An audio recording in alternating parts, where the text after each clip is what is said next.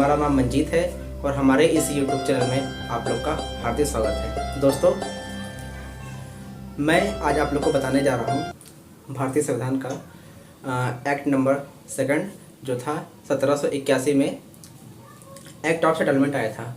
दोस्तों, मैंने पिछले वीडियो में आप लोग को बताया था कि भारतीय संविधान के विकास के बारे में और भारतीय संविधान के इतिहास के बारे में कुछ हम लोग चीज़ें पढ़े थे। और हम लोग पढ़े थे कि रेगुलेटिंग एक्ट के बारे में, उन सब चीज़ों के बारे में कि रेगुलेटिंग एक्ट के तहत क्या क्या चीज़ें आती थी।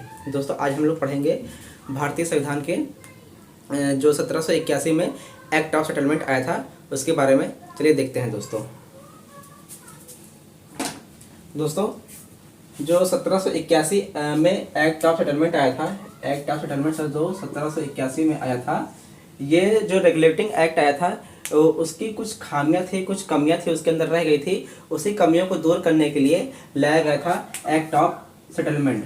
ठीक है दोस्तों, ये दोस्तों 1781 ईस्वी में आया था। ठीक है, तो चलिए देखते हैं इसके अंदर क्या क्या चीज़ें होती हैं और क्या क्या चीज़ें आती हैं। इस एक्ट को दोस्तों, जैसा कि लिखा है कि इस एक्ट को बंदोबस्त कानून के नाम से भी जाना जाता है। दोस्तों, इस एक्ट को जो 1781 में एक्ट ऑफ सेटलमेंट आया था, एक्ट ऑफ सेटलमेंट को हम लोग बंदोबस्त एक्ट के नाम से भी जाने जाते हैं।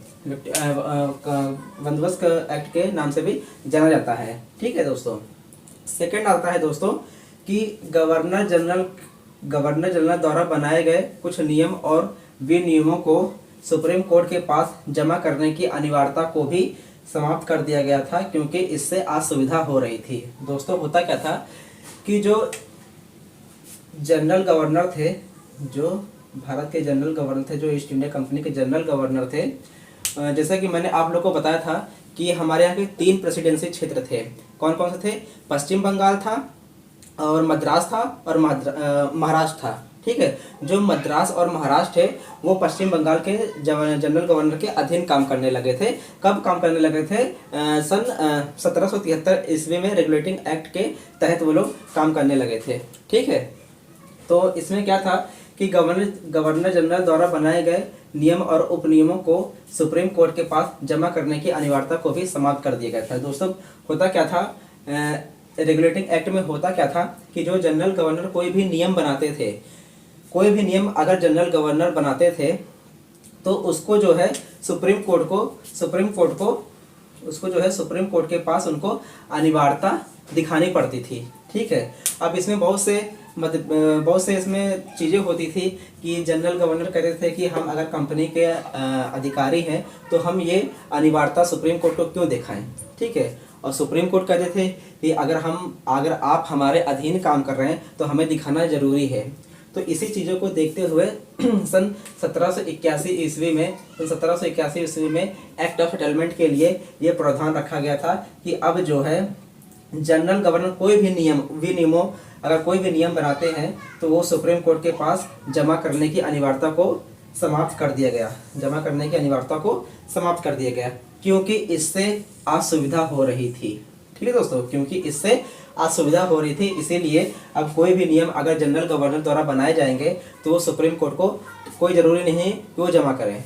ठीक है, और जो नेक्स्ट आता है इसमें ये था कि कलकत्ता के सभी नागरिकों के मुकदमे को सुनने का अधिकार अब किसको हो गया था? सुप्रीम कोर्ट को हो गया था। दोस्तों, अगर कुछ चीज़ें सुप्रीम कोर्ट से कुछ चीज़ें ले ली गई थी तो उनको एक ये भी अधिकार दिया गया था कि चलिए कहीं सुप्रीम कोर्ट नाराज ना हो जाए, कि अब इसीलिए उनको ये अधिकार दिया गया था कि अब कलकत्ता के सभी नागरिकों के मुकदमे जो है अब सुप्रीम कोर्ट के पास सुना जाएगा, चाहे वो ब्रिटिश का व्यक्ति हो या फिर भारत का व्यक्ति हो। अब सारे मुकदमे जो हैं सुप्रीम कोर्ट के पास सुने जाएंगे। ठीक है दोस्तों, चलिए नेक्स्ट ले चलता हूँ मैं आप लोग को।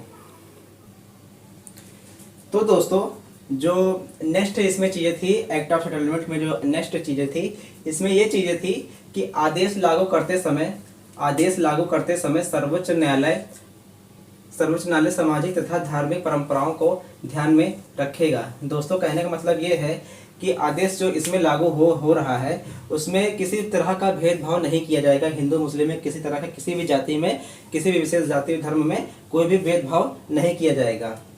हिंदुओं के मुकदमे का निर्णय हिंदू कानूनों तथा मुस्लिमों के मुकदमे को इस्लामों के या मुस्लिम कानूनों के तहत किया जाएगा। दोस्तों, कहने का तात्पर्य ये है कि जो इस एक्ट में जो चीज़ें थी वो ये थी कि हिंदुओं के मुकदमे का निर्णय हिंदू के कानूनों के अनुसार किया जाएगा और जो मुस्लिम के मुकदमे थे उसको मुस्लिम के अनुसार, मुस्लिम के कानूनों के तहत के अनुसार किया जाएगा।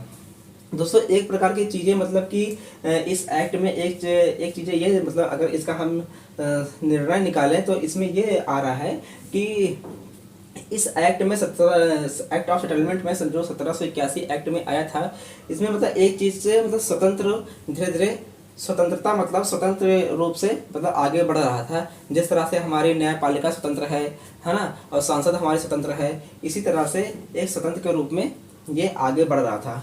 तो दोस्तों, मैं अगले वीडियो में आप लोग को बताऊंगा सन 1784 ईस्वी में पिट्स इंडिया एक्ट के बारे में। दोस्तों, अगर हमारा वीडियो आप लोग को अच्छा लगता हो तो प्लीज़ हमारे चैनल को सब्सक्राइब करें और शेयर करें।